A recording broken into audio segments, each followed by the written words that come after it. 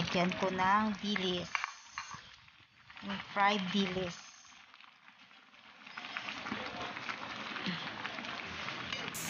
Para malasa guys. Yung munggo natin. Malasa.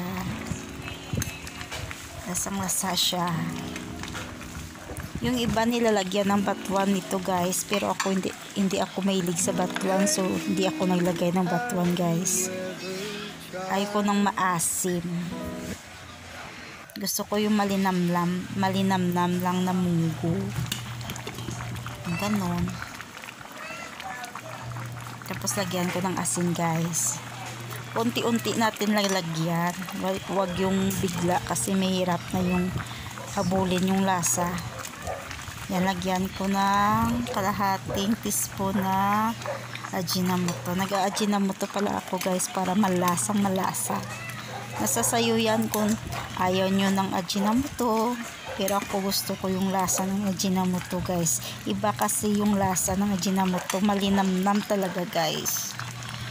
I-try nyo. Ganun. Tikman natin. Tikim-tikim. Kulang pa yung lasa.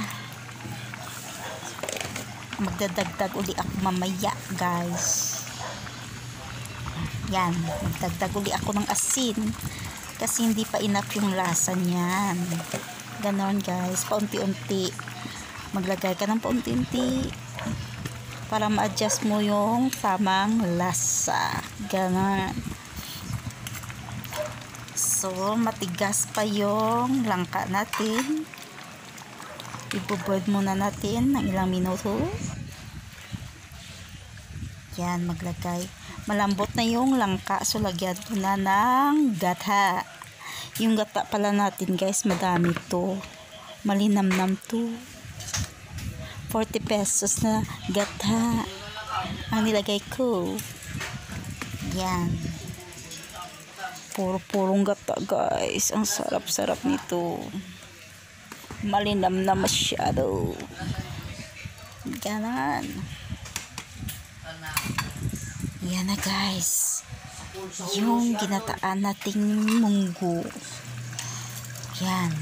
Lagyan ko pa ng asin. Kasi konti pa yung lasa niya guys. Yan. Ganon.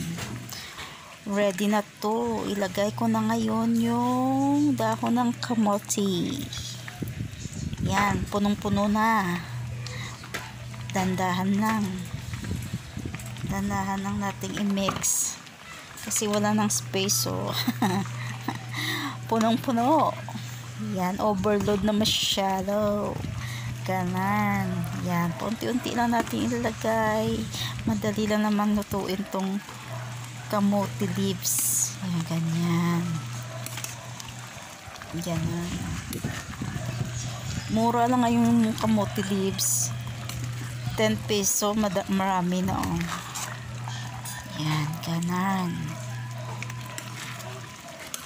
Mix lang para madaling maluto. Yan, ayoko yung masabaw na munggo guys. Gusto ko yung puro-purong munggo. Kunti lang yung sabaw. Ganon guys, ganon. Yan. So ngayon tapos na yung munggo natin.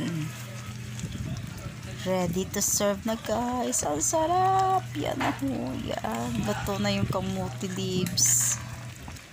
Charap-charap. Ang lasa-lasa nito guys. Ang bango-bango. Yan. Ganyan. Halo-halo lang guys. Guys, thanks for watching. Please subscribe me. Salamat.